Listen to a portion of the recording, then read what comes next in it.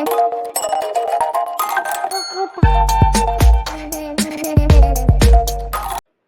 Everyone, इस video में बात कर लेते हैं ग्रेविटा की। क्विकली एनालिसिस देख लेते हैं। चैनल को लाइक एंड सब्सक्राइब करना मत भूलिएगा। तो ग्रेविटा इंडिया में आप देख रहे हो कि स्टॉक में आज एक सडन अप मूव देखने को मिला है। ओवरऑल जो अपसर्ज रहा काफी हैवी था, ऑलमोस्ट 20% का अपर सर्किट लगा, फिर कुछ कूलिंग भी हुई है, प्रॉफिट बुकिंग रही है। अब यहाँ पे स्टॉक में वजह है बिकॉज नतीजे अच्छे रहे, इसीलिए स्टॉक में तेजी देखने को मिली है। यहाँ पे आप देखेंगे जो स्टॉक के क्वार्टरली रिजल्ट हैं, तो सेल्स इस बार 908 सीआर की रही है। Last year same sales 703 CR की थी। एक्सपेंसेस इस बार 820 सीआर के हो गए। लास्ट ईयर ये अपने 645 सीआर थे। तो एक्सपेंसेस में एज ऑफ यहाँ पे बढ़ोतरी देखने को मिल रही है, जस्ट बिकॉज यहाँ पे सेल्स भी अपनी बढ़ती हुई नजर आई है। ऑपरेटिंग प्रॉफिट 88 सीआर का रहा और लास्ट टाइम ये सेम अपना था 58 सीआर के अराउंड का। अदर इनकम 7 सीआर है, लास्ट ईयर है, हालांकि ये बड़ी हुई थी, 23 सीआर थी। इंटरेस्ट इस बार 13 सीआर है, as of same last time की तरह। डेप्रिसिएशन 1 सीआर से थोड़ा कम है, लास्ट ईयर 8 सीआर था, इस बार 7 रहा है। और फिर यहाँ पे प्रॉफिट बिफोर टैक्स आप देखें तो 75 सीआर का रहा, लास्ट टाइम 61 था। एंड नेट प्रॉफिट आता है इस बार 68 सीआर, लास्ट टाइम 53 सीआर। तो ओवरऑल आप देखें कि स्टॉक में 9.75 का ईपीएस हो गया, लास्ट ईयर जो 7.54 का था। तो ईपीएस में भी अपना इजाफा देखने को मिला है। एफआईआई की स्टेक देखें तो यहाँ पे बढ़ते हुए नजर आए, 13% हो गया एफआईआई की स्टेक ग्रेविटा में। और यहाँ पे जो इन्वेस्टमेंट बढ़ाया, नोमूरा ने बढ़ाया, गोल्डमैन सैक्स ने बढ़ाया।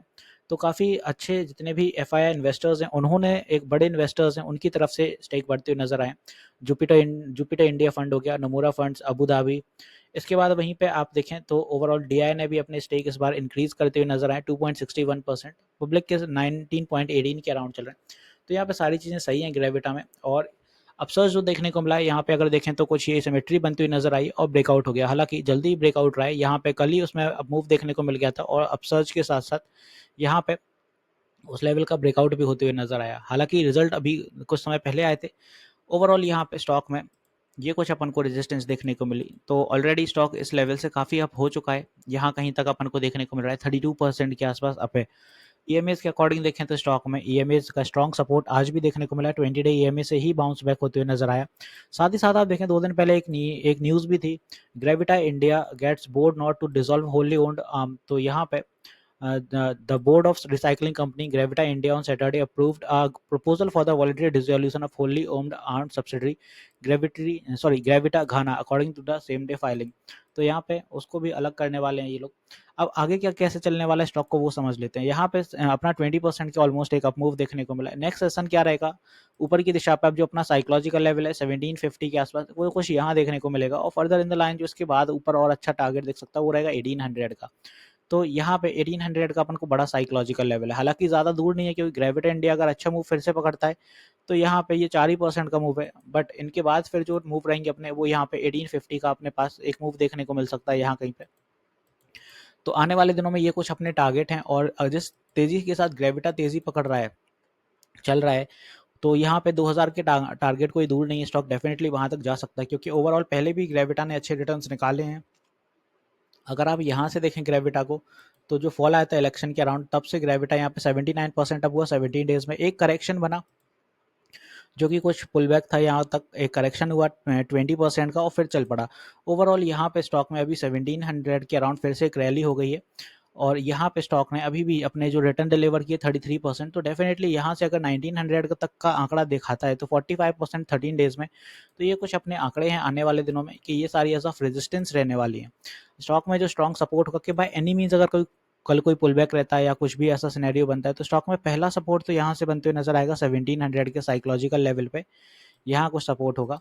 और साथ ही साथ उसके बाद अगर फर्दर फॉलिंग रहती है स्टॉक में कुछ, तो ये 1675 का ये लेवल लेगा।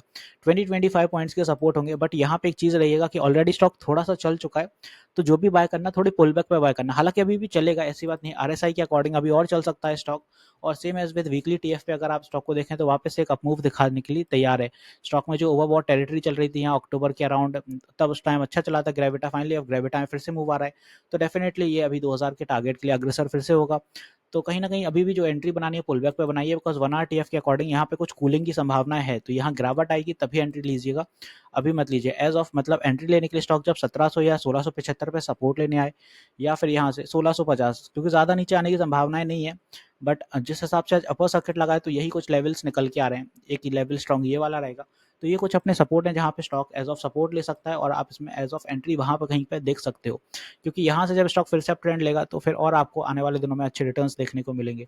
एक चीज़ और क्लियर कर दूँ, यहाँ पे मैं लाइव सेशंस भी लेता हूँ मार्केट आवर में, सुबह 10 बजे से 1 बजे तक लाइव रहता हूँ और ये शेड्यूल मंडे टू फ्राइडे चलता है। शाम 9 बजे भी मैं लाइव आता हूँ, तो प्लीज़ अपनी क्वेरीज क्लियर करने के लिए लाइव सेशन में ज्वाइन किया करें और इंटरेक्शन किया करें। लाइव सेशन में क्वेरीज आपकी जल्दी क्लियर होती हैं। तो आई होप यहाँ मैंने आपको अच्छे से सारी चीज़ें क्लियर कर दी, ईएमएस बता दिए, आरएसआई भी बता दी, क्या मूव रह सकता है, रिजल्ट कैसे रहे। मिलते हैं नेक्स्ट वीडियो में। This is me Shubham Yadav signing off.